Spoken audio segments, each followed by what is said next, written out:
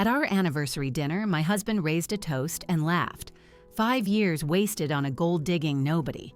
The guests chuckled until I slid a folder across the table. Funny, I said, because this fake prenup means you get nothing. And those texts with your sister's best friend, they just went to everyone you know. The lawyers arrived with divorce papers before dessert, but the real surprise, I wasn't meant to understand the difference between a tax write-off and tax evasion. At least that's what Richard believed when he casually discussed falsifying business expenses across our kitchen table while I prepared his coffee. With my back turned, he never noticed how I positioned my phone, recording every word as I nodded sympathetically. "You wouldn't get it, Amelia?" he'd say, the condescension in his voice growing more pronounced with each passing year. "Your literature degree is great for reading bedtime stories, but this is real business." And I'd smile, playing my part perfectly. For 5 years, I maintained a meticulously crafted persona, the supportive, simple wife who traded her academic ambitions for domestic bliss. My bookshelves of classic literature served as the perfect prop for his narrative about me, a woman who lived in fictional worlds and couldn't possibly grasp the complexities of his financial empire. What Richard failed to recognize was that my love of literature had taught me to observe, to analyze patterns in behavior, and to recognize the subtle foreshadowing of a man's true character. If you're drawn to stories of underestimated women turning the tables on those who dismiss them, consider subscribing. It's free and supports more empowering content. Now, let's see how Amelia's 5 years of patience finally pays off. In the early days of our marriage, the dismissiveness was subtle. A patronizing smile when I asked about his work, the way he simplified explanations as though speaking to a child. I noticed, but I didn't know what I was going to do. I also noticed something more valuable. When he thought I wasn't intellectually equipped to understand, he stopped hiding things. By our second anniversary, he'd begun leaving financial documents in plain sight. By our third, he was taking business calls in front of me, discussing questionable practices with his partners, while I quietly folded laundry nearby. "Don't worry about her," he'd say. "Amelia's too busy thinking about her book club to understand what we're doing." What began as hurt pride slowly transformed into calculated observation. I created a simple system, a separate email account where I forwarded photos of documents, transcripts of conversations, and notes about patterns I observed in his business dealings. Initially, it was just a way to prove to myself that I wasn't as simple as he believed. I had no plan for the information. I just couldn't bear the thought of being as ignorant as he assumed. The turning point came on a rainy Tuesday 14 months ago. Richard had left his laptop open while he took a shower, and a notification appeared from someone named Chloe. The preview showed just enough. "Last night was amazing. Can't wait to see you again when she's visiting her parents." My hands trembled as I clicked the message. There she was, Chloe Miller, his sister's best friend since college, the woman who hugged me at every family gathering while apparently sleeping with my husband. I scrolled through months of messages, each more intimate and disrespectful than the last. "She doesn't suspect a thing," Richard had written. Too busy with her books to notice the real world around her. I took screenshots of everything, added them to my growing collection of evidence, and returned the computer exactly as I'd found it. When Richard emerged from the shower, I greeted him with the same warm smile I'd perfected over years. But something fundamental had changed. My documentation was no longer just about wounded pride. It had become ammunition. 2 days later, I reconnected with Sarah Blackwell, a college acquaintance who had become a lawyer specializing in divorce and financial crimes. Our coffee meetup appeared casual to anyone watching, 2 old friends catching up. But beneath the surface, I was carefully testing the waters, asking hypothetical questions about marriages, prenuptial agreements, and financial disclosure laws. "It's for a character in a novel I'm outlining," I explained when Sarah raised an eyebrow at my specific questions about recording conversations and financial evidence gathering. She didn't believe me. I could tell. But she answered each question with professional precision. Our occasional coffee dates evolved into strategic planning sessions disguised as friendly gatherings. Sarah never pushed me to admit what we were really discussing, and I maintained the pretense of creative research for months. It wasn't until I showed her a particularly damning transcript of Richard discussing hiding assets that she finally closed her notebook and looked at me directly. "Amelia, if your character has this kind of evidence, she needs to be very careful about how and when she uses it," she said, her voice low and serious. "Some of what you've described goes beyond grounds for divorce. We're talking potential criminal charges." And that conversation shifted everything. Sarah helped me organize my evidence, explaining what would matter in divorce proceedings and what might interest federal authorities. She connected me with a forensic accountant who, under the guise of helping with research for my book, analyzed the patterns in Richard's financial documents. The most shocking discovery came when the accountant found discrepancies in our prenuptial agreement. The document I'd signed had been subtly altered after my signature was added, with clauses inserted that effectively left me with nothing in the event of a divorce. The manipulation was clever, not obvious enough to be immediately detectable, but clear once someone knew to look for it. "This isn't just unethical," Sarah had explained. "It's illegal and invalidates the entire agreement." For the next several months, I perfected my performance as the oblivious wife, while secretly preparing for the moment when I would shatter the illusion completely. I purchased small, undetectable recording devices. I backed up every piece of evidence in multiple locations. I learned the specific legal terms for each of Richard's financial transgressions, and I waited for the perfect moment, our 5th anniversary dinner. The elaborate celebration Richard had insisted on hosting at the Embers, an upscale restaurant downtown. He'd invited 40 guests, mostly his business associates and friends, with a sprinkling of my family members to maintain appearances. The invitations had gone out weeks ago, embossed with gold lettering that read, "5 years of partnership and success." As I traced the raised letters with my fingertip, I couldn't help but appreciate the irony. 5 years of partnership and success, indeed, just not the kind Richard was celebrating. Last night, I laid out my outfit for the dinner, a sophisticated navy dress that Richard had once called suitable for a faculty wife. I placed Sarah's business card in my clutch, alongside a small thumb drive containing 5 years of evidence. In the morning, I would contact the IRS's whistleblower office with a carefully prepared report. The ticking clock on our bedroom wall counted down the hours until our anniversary dinner. Tomorrow, Richard would stand before our friends and family, glass raised in a toast to our marriage. And I would finally stop playing the role of the simple, tolerant wife he had forced me to become. The morning of our anniversary dawned with an unusual serenity.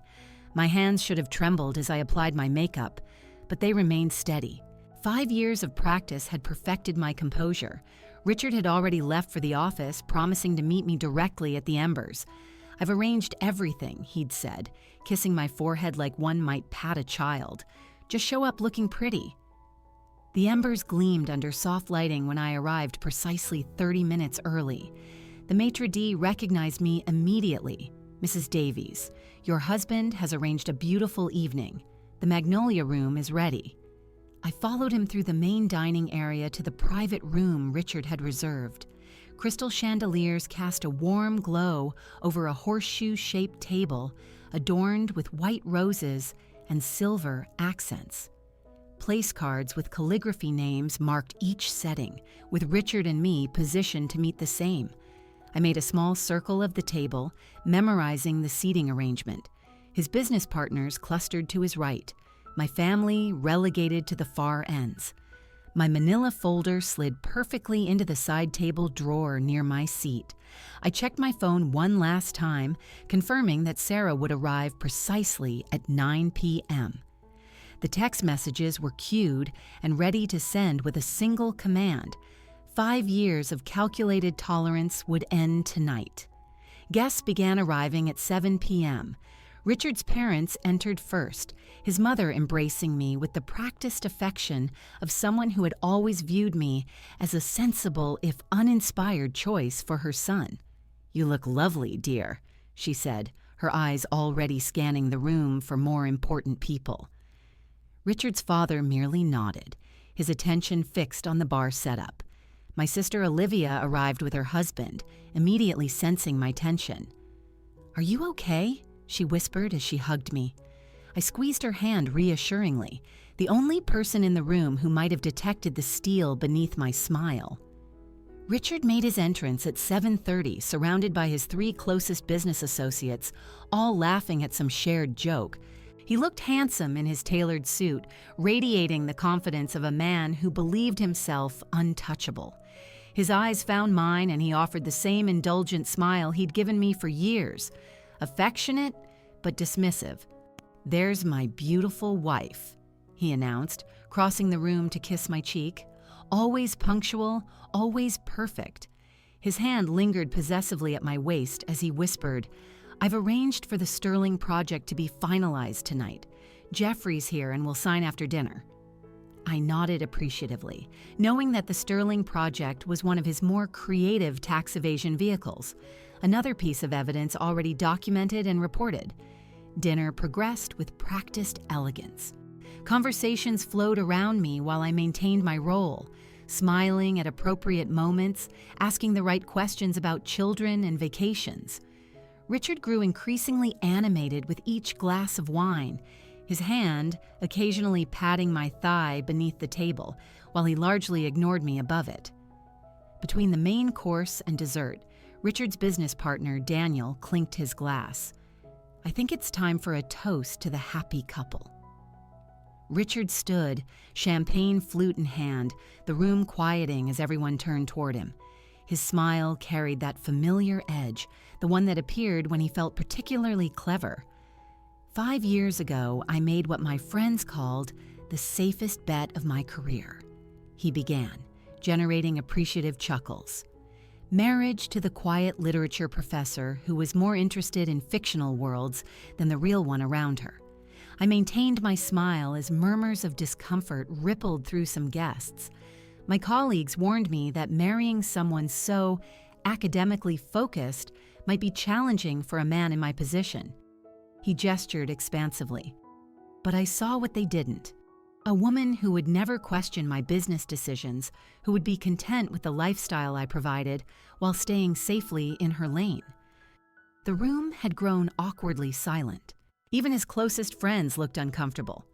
"So here's to 5 years wasted on a gold-digging nobody," he concluded with a laugh that failed to disguise the cruelty beneath the words. Who knew that my simple wife would be my greatest asset? The polite chuckles that followed held more discomfort than humor. My sister's face had flushed with anger, and even Richard's mother looked embarrassed by his display. As he sat down, looking pleased with himself, I quietly opened the side table drawer and withdrew my folder. The moment had arrived. "I'd like to respond to that lovely toast," I said, my voice carrying clearly through the stunned silence. Richard's smirk remained fixed as I stood, folder in hand. "It's true that I've been quiet these 5 years," I continued, sliding the folder across the table toward him, "but not for the reasons you think." Richard's expression shifted slightly as he glanced at the folder without opening it. "What's this, honey? Anniversary gift? Perhaps save it for later." "Oh, but it can't wait," I replied. "It's funny you should mention assets because this fake prenup, the one you altered after I signed it, means you actually get nothing." His face drained of color as he flipped open the folder, revealing side-by-side comparisons of the original prenuptial agreement and his fraudulent version, with forensic documentation of the alterations. "And speaking of assets," I continued, removing my phone from my clutch, "those texts with your sister's best friend, Chloe, they just went to everyone in this room." As if choreographed, phones began chiming throughout the room. Guests reached for them reflexively, confusion turning to shock as they viewed the explicit messages and photos I discovered. "What have you done?" Richard hissed, half rising from his seat. "Exactly what you never expected me to do," I answered calmly. I paid attention. The atmosphere in the room transformed instantly. Richard's mother was staring at her phone in horror while his father looked away in disgust. My sister had moved to stand behind me, her hand resting supportively on my shoulder. "You've misunderstood," Richard began, looking desperately around the table. "These messages are..." "Dated and time-stamped," I interrupted, "with your location data attached. Interesting how often you were working late at Chloe's apartment."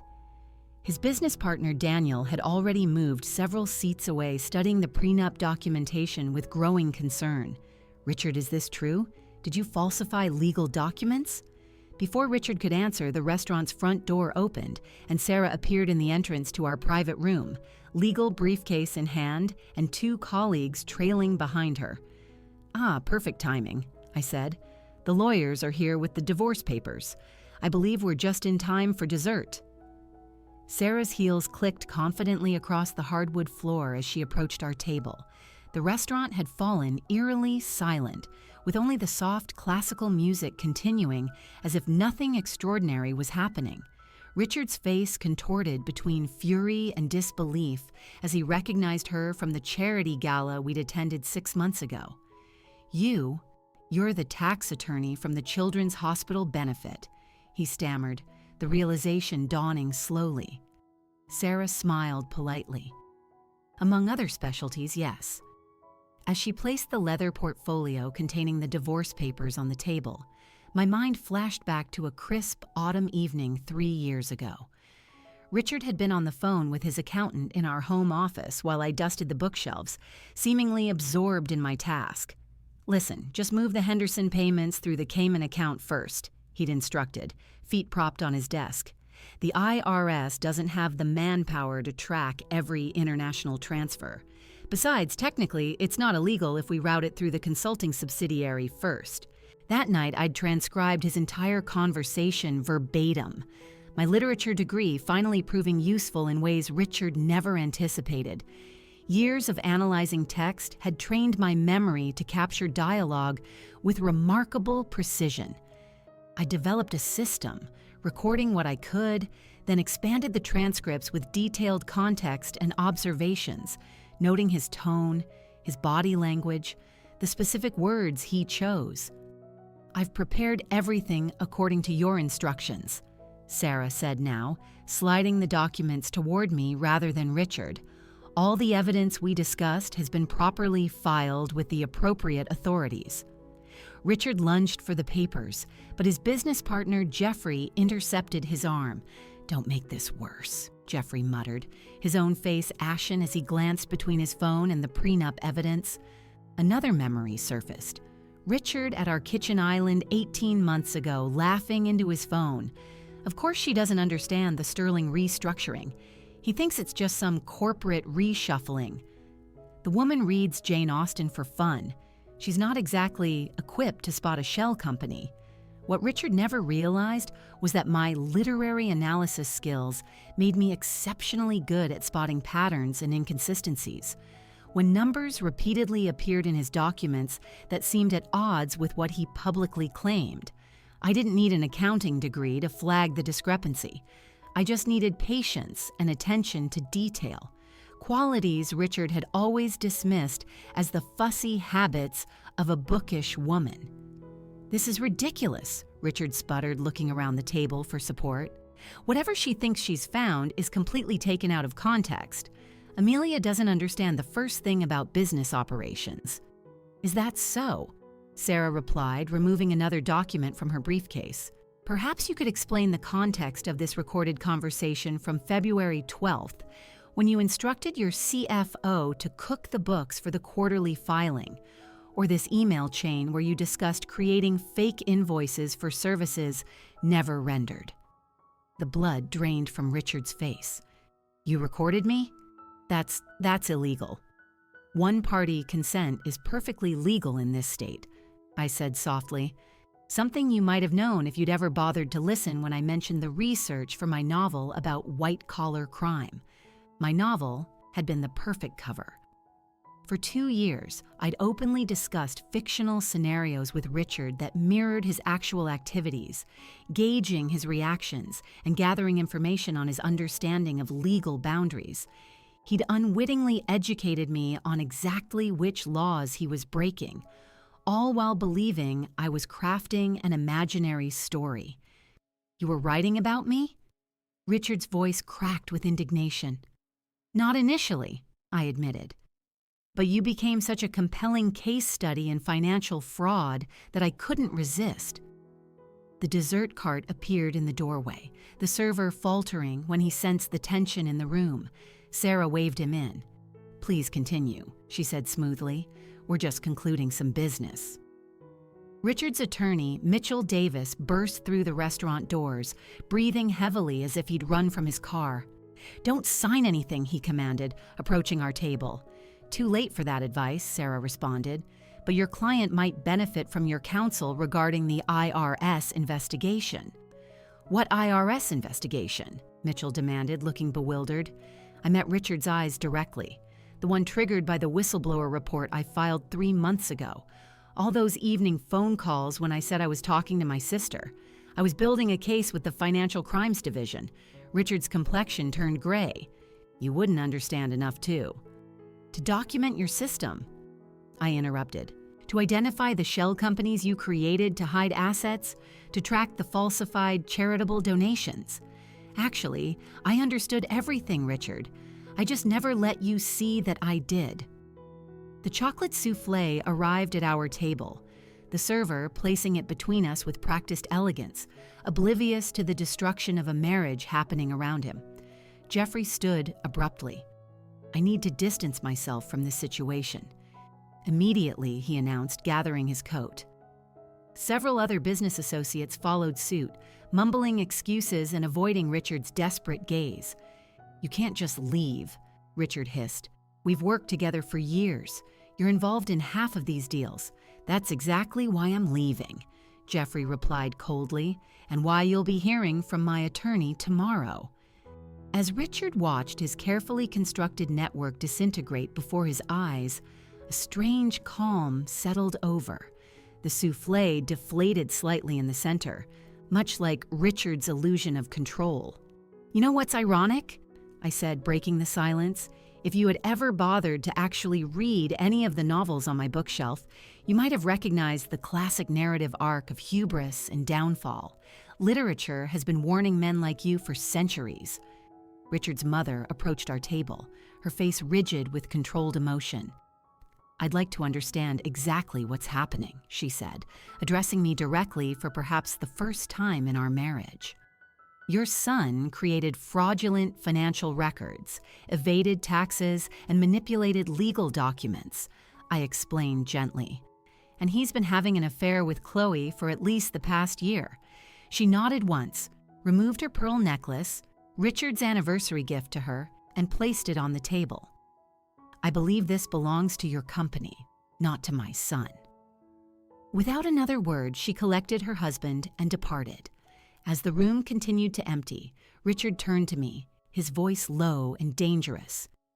"You spent 5 years planning this? Living a lie." "No, Richard," I corrected him. "I spent 5 years married to a lie. Tonight, I'm finally telling the truth." Mitchell pulled Richard aside, their urgent whispers carrying just enough for me to catch fragments about damage control and preliminary injunction. The remaining guests hovered uncertainly between tables, their anniversary celebration transformed into something unrecognizable. My sister Olivia approached, sliding into the chair beside me. "I always knew he was a jerk," she said quietly, "but this is beyond anything I imagined." For the first time that evening, genuine emotion cracked through my carefully maintained composure. My hand trembled slightly as I reached for my water glass. I've been living with this knowledge for so long that I almost forgot how shocking it really is. Olivia squeezed my hand. "Why didn't you tell me? I couldn't risk anyone knowing." Richard had to believe I was exactly who he thought I was. Too simple to understand, too devoted to question. Across the room, Richard's college friend Thomas was deleting contacts from his phone, his expression grim. "I'm out, Richard," he announced loud enough for everyone to hear. The Davidson contract was bad enough, but this, he gestured toward the evidence folder, This could implicate all of us. You're overreacting, Richard snapped, desperation edging into his voice. Amelia doesn't understand what she found. It's all perfectly explainable. To whom? Thomas countered. The IRS? The SEC? I have a family, man. I'm not going down for this. As Richard watched another pillar of his carefully constructed world crumble, something shifted in his expression. The shock and disbelief hardened into something darker. He straightened his tie and approached our table with renewed purpose. "We need to talk," he said, his voice low and controlled. "Privately." "I don't think that's necessary," Sarah interjected smoothly. "Anything you have to say can be directed through legal channels from this point forward." "This doesn't concern you," Richard hissed, then turned to me. "Amelia, think about what you're doing. 5 years together means nothing to you. You're willing to destroy everything over some misunderstanding." For a moment, the familiar pattern nearly reasserted itself.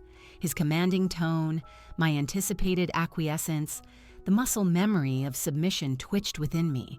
Then I remembered his toast. 5 years wasted on a gold-digging nobody. "There's no misunderstanding," I replied, my voice steady, "and there's nothing to discuss." Richard leaned closer, lowering his voice. "You think this little performance makes you powerful? I built everything we have. When this is over, you'll have nothing and no one." Something unexpected happened then. I laughed. Not the polite, accommodating laugh I perfected as Richard's wife, but a genuine sound of liberation. "I already had nothing, Richard. You made sure of that. The difference is now I know my own worth."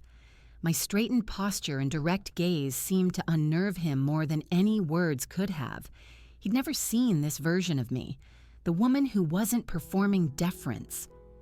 "You'll regret this," he threatened, but the effect was diminished by the tremor in his voice. "I only regret not doing it sooner." As Richard retreated to confer again with his increasingly agitated attorney, my former friend Emma approached hesitantly. She distanced herself from me over the years, gravitating toward Richard's more successful circle. "Amelia, I had no idea," she began.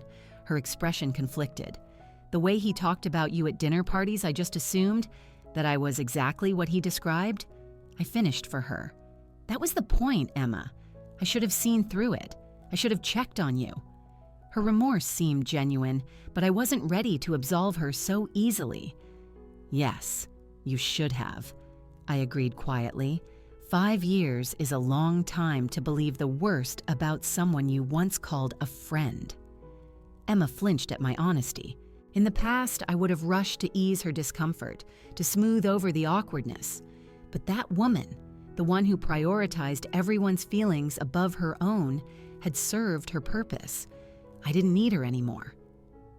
Across the room, Richard's remaining business associates huddled around their phones, frantically checking accounts and messages.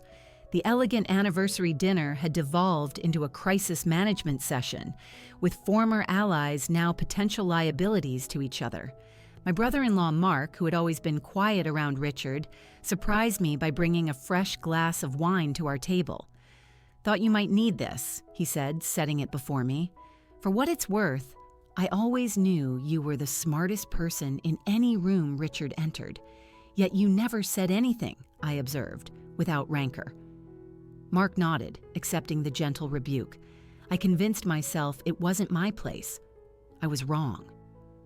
As conversations continued around us in hushed, urgent tones, Richard's phone rang. The ringtone, a specific chime he used only for his executive assistant, cut through the murmurs. He checked the screen, his face draining of color as he answered. "What do you mean they're there now?" His voice had lost its commanding edge, replaced by barely controlled panic. "Don't let them access anything. Nothing. I'm on my way." He ended the call, looking around the room with fresh desperation. "I need to go to the office. There's an emergency." "What kind of emergency?" his lawyer asked sharply. "Federal agents are at the building with some kind of warrant," Richard admitted, his voice barely audible.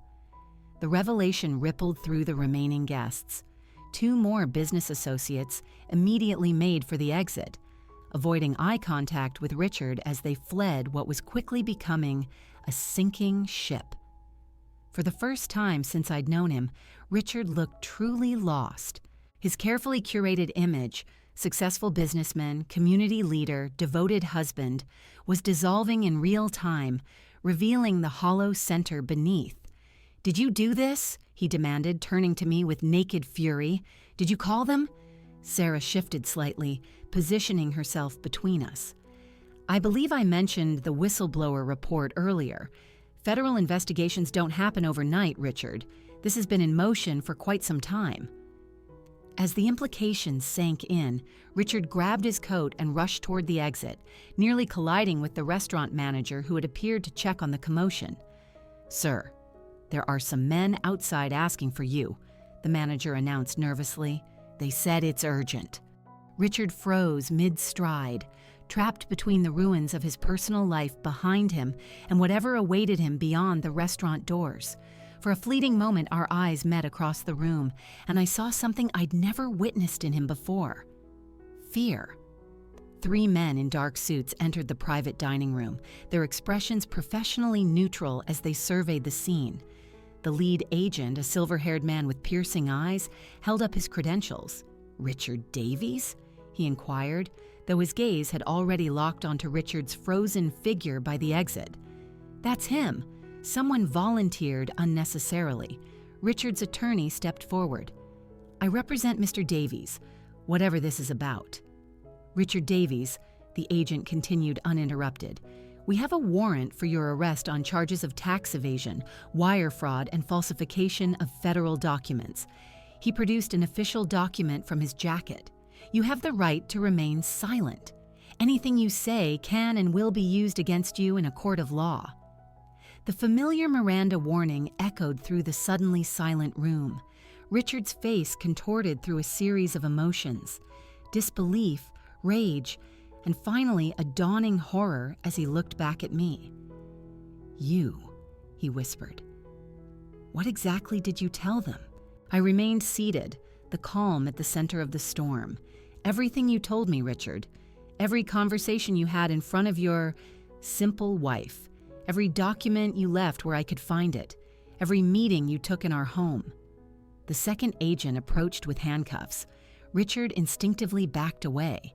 "This is a mistake," he insisted, his voice rising. "These are complex business matters. My wife couldn't possibly understand enough to." "Actually," interrupted the lead agent, "the evidence Mrs. Davies provided was remarkably detailed and precise. In 20 years with the Financial Crimes Division, I've rarely seen documentation this thorough from seasoned professionals, let alone a civilian." A third agent appeared with a laptop. "Mrs. Davies, if we could verify some final details before we proceed, there are a few transactions we'd like to confirm with you." Richard watched in stunned silence as I discussed complex financial maneuvers with the agent, using terminology and referencing transactions that Richard had always assumed were beyond my comprehension. "The Davidson Shell Company was established in March," I explained, "but the fraudulent invoices didn't begin until after the Sterling restructuring in June. Richard kept the original paperwork in his home office safe, combination 27-14-1, behind the reproduction Monet. Richard's attorney had gone pale. "Stop talking, Richard." Not another word. But Richard wasn't listening. His eyes remained fixed on me as the realization fully dawned.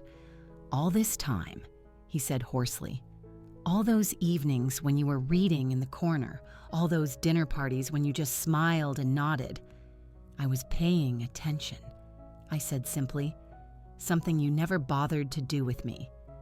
The agents proceeded with the arrest, leading a shell-shocked Richard toward the door.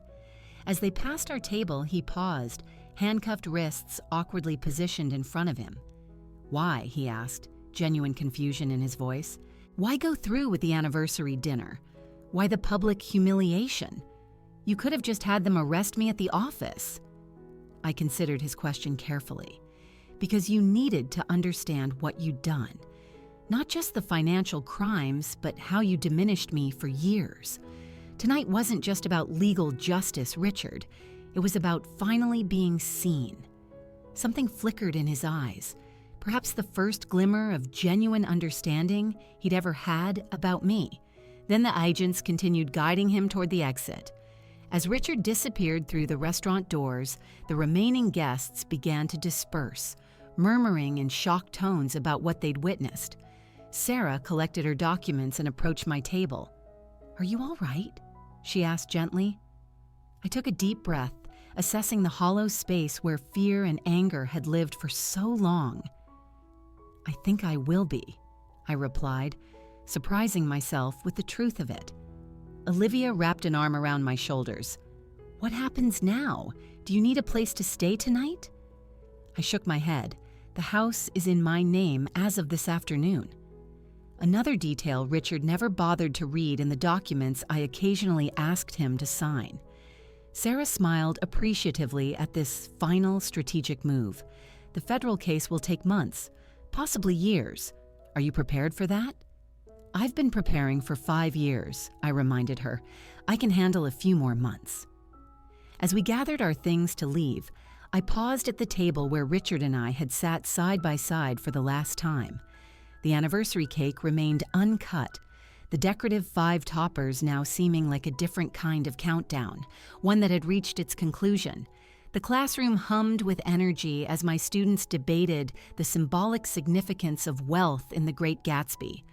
I watched them from behind my desk, appreciating their enthusiasm for literature in a way Richard never could. "Dr. Wilson," called out Amber from the back row, using my maiden name, which I'd reclaimed. "Do you think Daisy really loved Gatsby or just what he represented?" "What an excellent question," I replied. "What does the text tell us about the difference between genuine connection and the performance of love?" The discussion bloomed, students referencing specific passages while I guided them toward deeper analysis. Skills I'd once used to dismantle my husband's criminal enterprise, now channeled into nurturing young minds at Riverside Community College. After class, I gathered my materials and headed to the campus coffee shop, where I'd established an informal weekly gathering for female students interested in financial literacy. What had begun as casual conversations had evolved into structured sessions covering everything from compound interest to recognizing financial red flags in relationships. My phone buzzed with a text from my publisher, confirming our meeting to discuss the manuscript of my book, Hidden in Plain Sight: A Woman's Guide to Financial Self-Defense. The advance had been modest, but the early interest from women's groups had surprised everyone but me. Outside the coffee shop, I spotted a familiar face, Chloe, Richard's former mistress, hovering uncertainly near the entrance. Our eyes met and I braced myself for confrontation. Instead, she approached with visible hesitation. "I saw the flyer about your financial literacy group," she said, avoiding direct eye contact. I wasn't sure if I'd be welcome. The old Amelia might have turned her away or offered immediate forgiveness to avoid discomfort. Instead, I considered her request thoughtfully. "The group is open to any woman who wants to learn," I replied finally. "Everyone deserves financial independence." Chloe nodded gratefully and followed me inside, where a dozen women of various ages already waited. As I arranged my materials, I caught a glimpse of my reflection in the window. Confident posture, direct gaze, no trace of the woman who had spent years making herself smaller to accommodate a man's ego. Richard's trial was still months away, but that was no longer the center of my story. For the first time in years, I was writing my own narrative, not as a revenge plot or a survival strategy, but as the life I'd always been capable of living. "Let's begin," I said to the waiting women, opening my notebook to a fresh page. End of story.